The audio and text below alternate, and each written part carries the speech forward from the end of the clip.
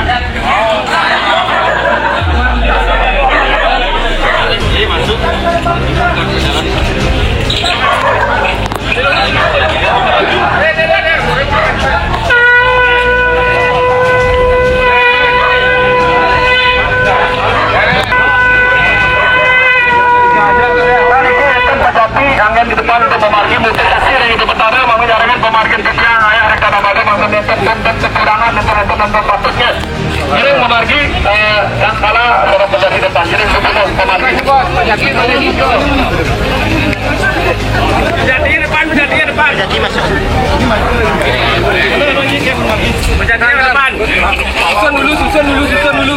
Ini kena.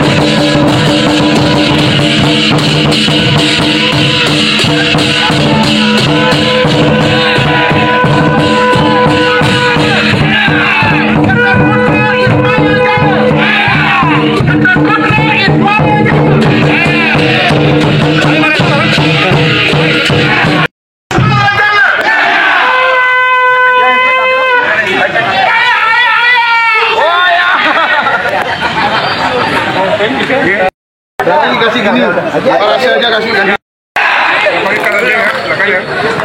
Cukup aja, jangan banyak. Siap.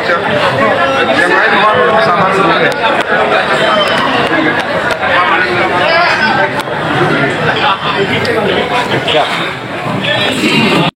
Ketua KPU Provinsi Bali dan jajaran para ketua yang ada di KPU Provinsi Bali.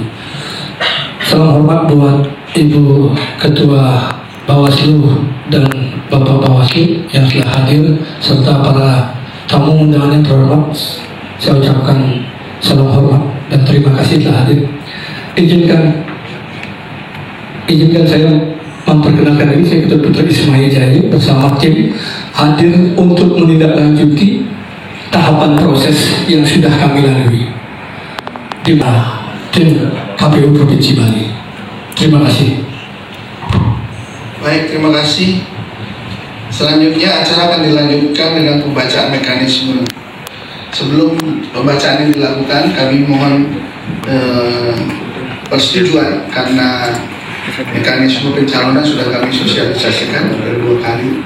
Apakah diperbolehkan, diizinkan untuk kami tidak bacakan lagi? Ya, bisa. Kamu dari situ. Apa? Dari depan aja.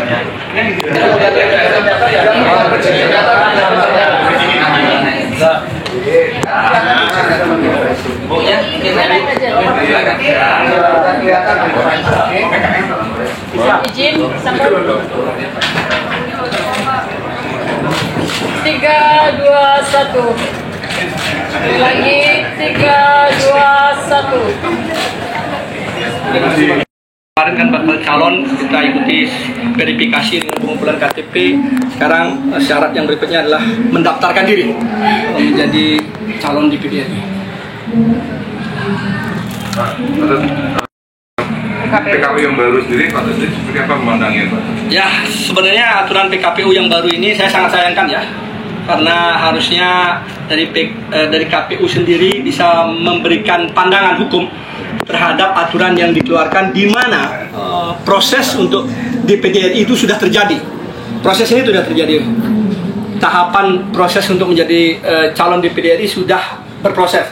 Sehingga ketika ada aturan itu sebenarnya sangat disayangkan untuk disetujui. Mungkin kalau DPR itu tidak ada masalah, tapi DPD RI ini prosesnya sudah dilalui dan tahapannya sudah diikuti oleh bakal calon.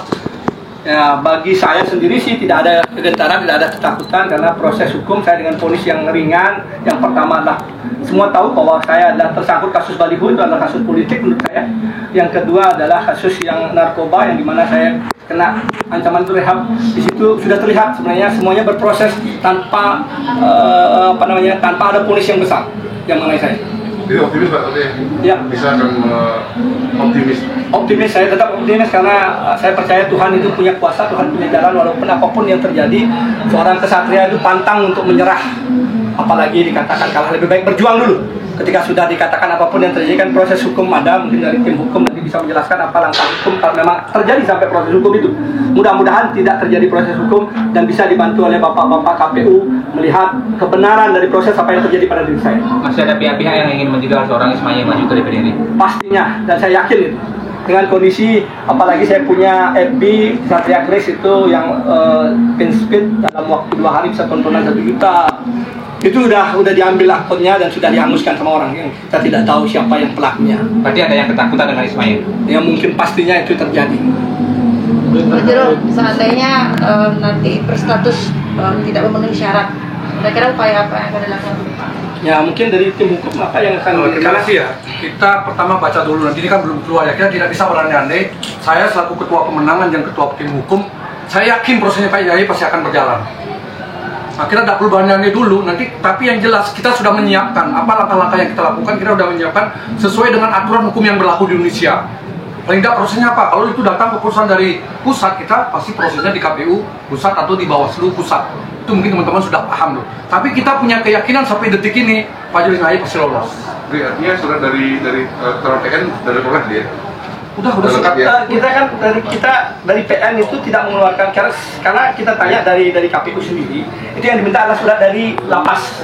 Lapas untuk DPD yang pernah ditahan itu harus dari lapas, kecuali kalau anggota yang belum pernah tersangkut hukum dia baru ke PN. Tadi secara administrasi untuk pendaftaran sudah lengkap. Makanya kita bisa diterima karena administrasi kita sudah lengkap. Terima kasih. Jika terpilih nanti sebagai anggota DPD, apa kira-kira programnya? Ya, program saya dari dulu saya ingin mencita-citakan adanya Pasraman modern berbasis pariwisata. Itu 2019 saya sudah gaungkan. Ketika saya merasakan sebagai umat Hindu haus dengan agama saya sendiri.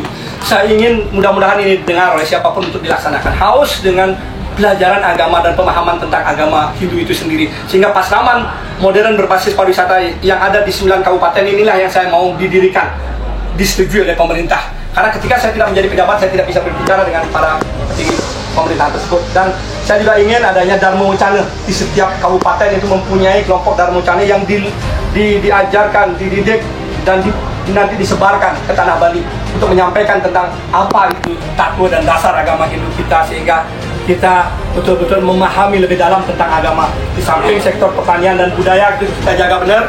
Saya sendiri betul-betul orang yang ayah pada di Betare, saya lah taksun di Betare, jadi saya menjaga taksu tanah Bali.